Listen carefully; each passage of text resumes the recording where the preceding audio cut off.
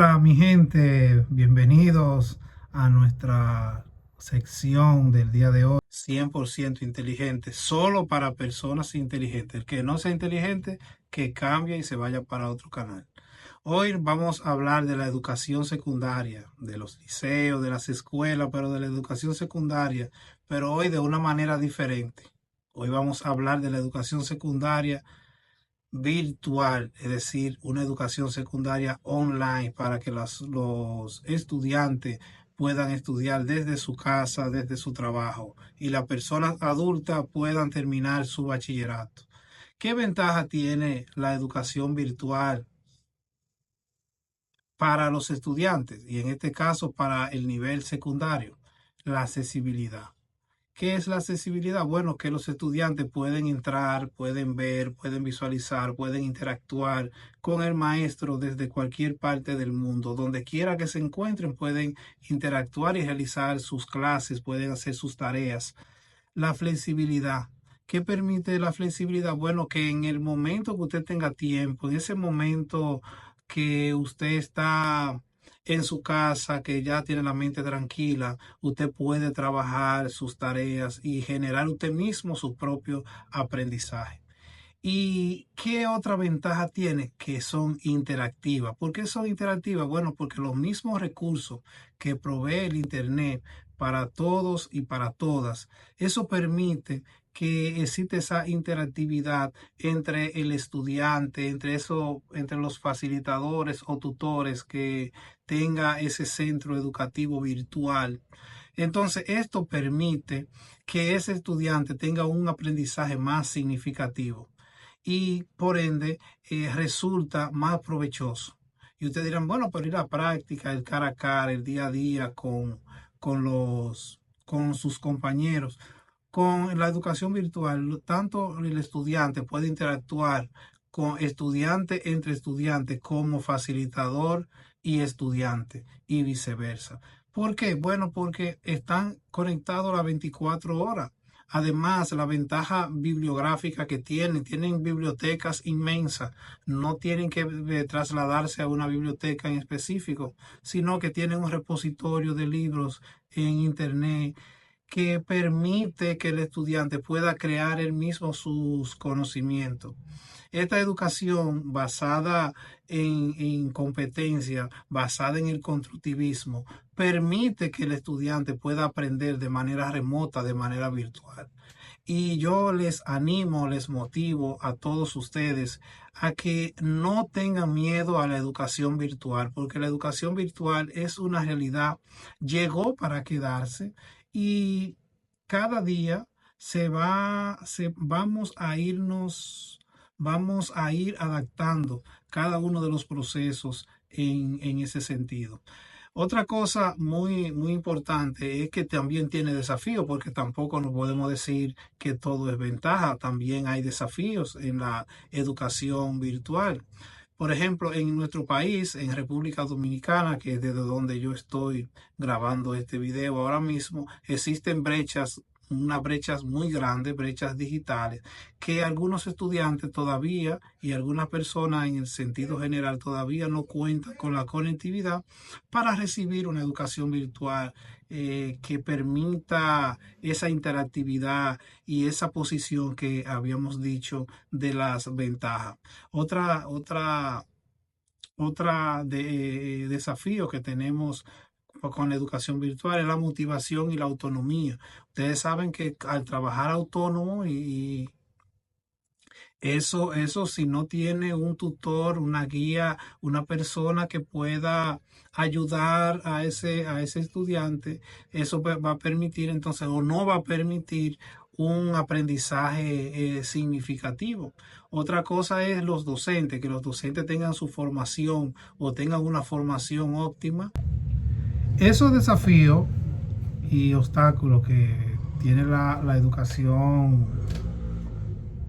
virtual van a ir cambiando mediante van pasando los tiempos y las personas vamos a ir como las personas vamos a poder entender esos beneficios que tiene la educación virtual para para el aprendizaje y para la sociedad.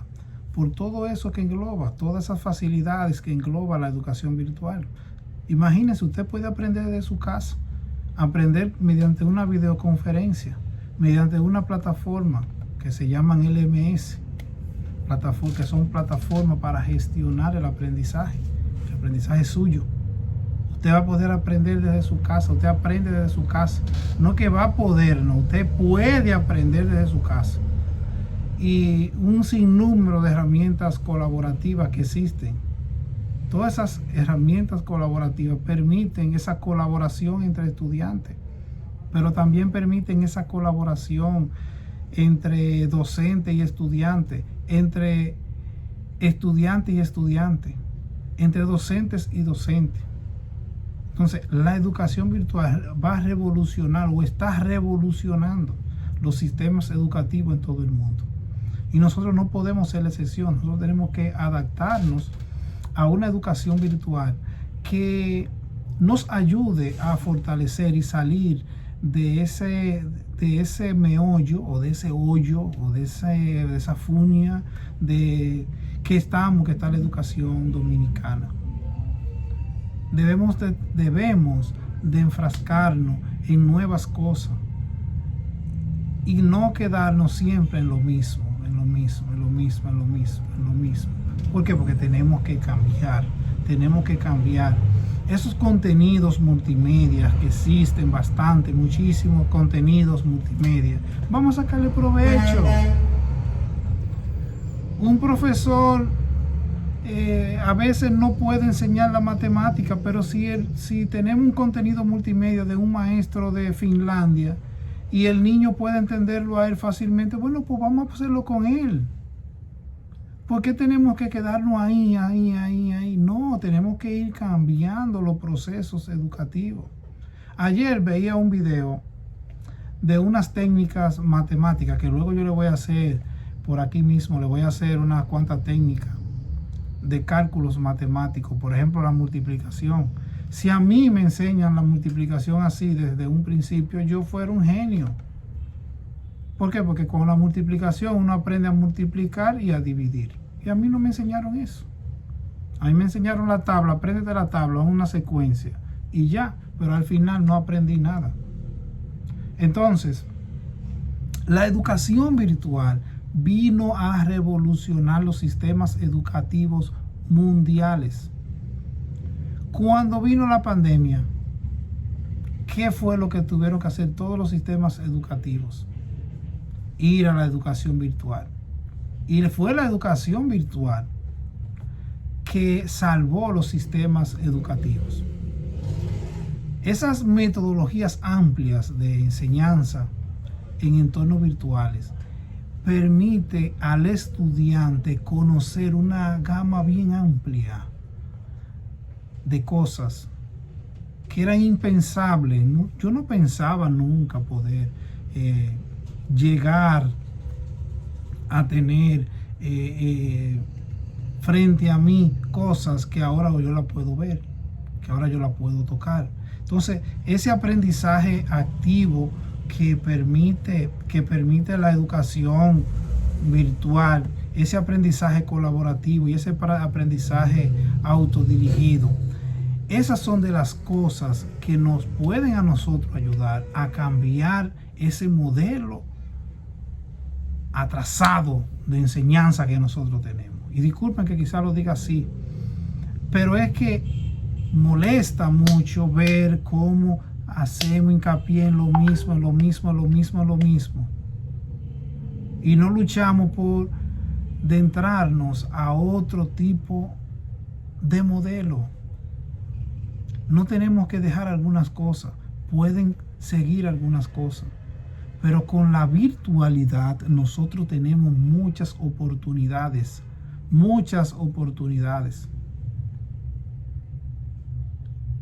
Es bien tener el profesor ahí en el aula, hablar, conversar con él, así la presencialidad, sí es bien. Pero hay muchas ventajas que tiene la educación virtual.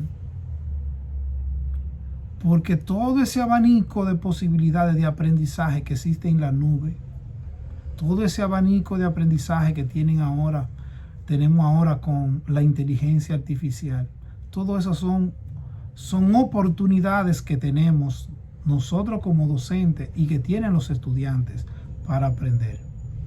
¿Por qué ese aprendizaje autodirigido? ¿Por qué decimos que aprendizaje autodirigido? Bueno, porque es un aprendizaje autónomo que tú tienes, dirigido por lo que antes era ley, batuta y constitución, que se llamaba profesor. Ahora son facilitadores y dirigen cada uno de los procesos.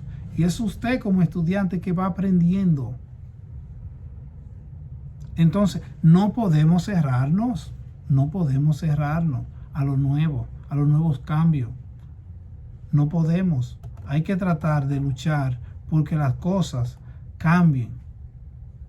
Entonces, ¿cuál sería el rol que tiene el docente, ese facilitador? ¿Cuál? El principal, ser facilitador del aprendizaje. Al ser facilitador, diseña experiencia. Es decir, cada clase se convierte en una experiencia donde el estudiante vive cada una de esas experiencias.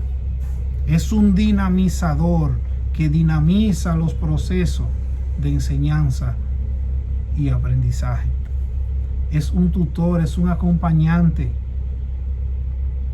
Ya no se convierte en el centro, sino que la educación virtual permite que el facilitador, el maestro, sea un tutor, un acompañante, un dinamizador,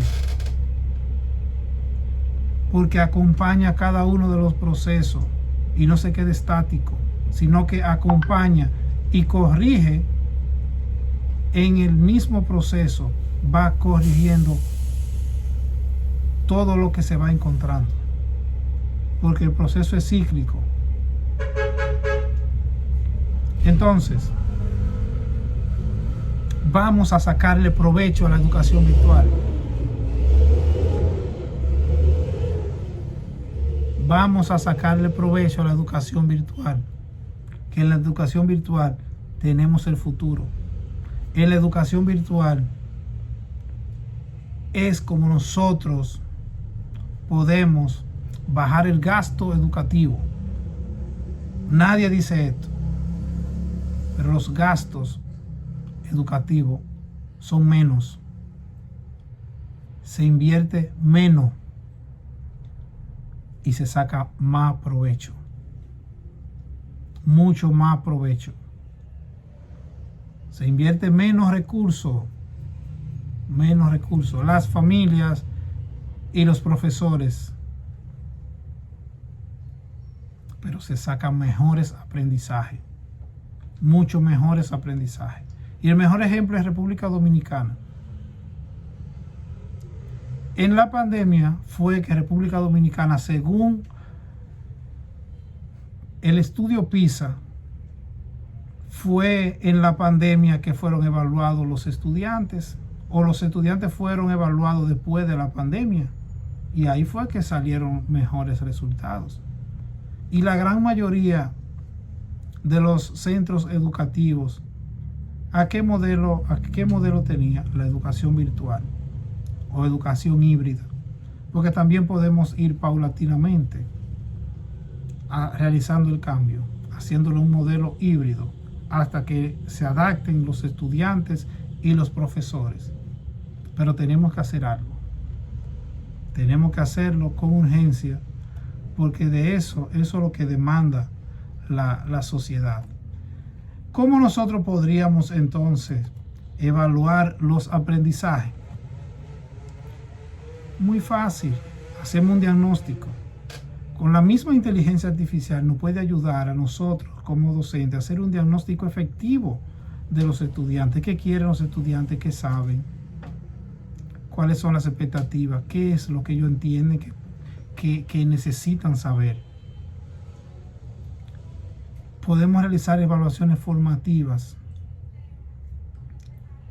¿Cómo? Bueno, podemos monitorear cada uno de los procesos en esas plataformas, esos LMS que tenga cada centro educativo. Pero también podemos realizar evaluaciones sumativas, como evaluando los logros, las metas que nosotros le coloquemos en cada una de esas unidades de aprendizaje, y así poder lograr un aprendizaje significativo donde sea el estudiante que construya,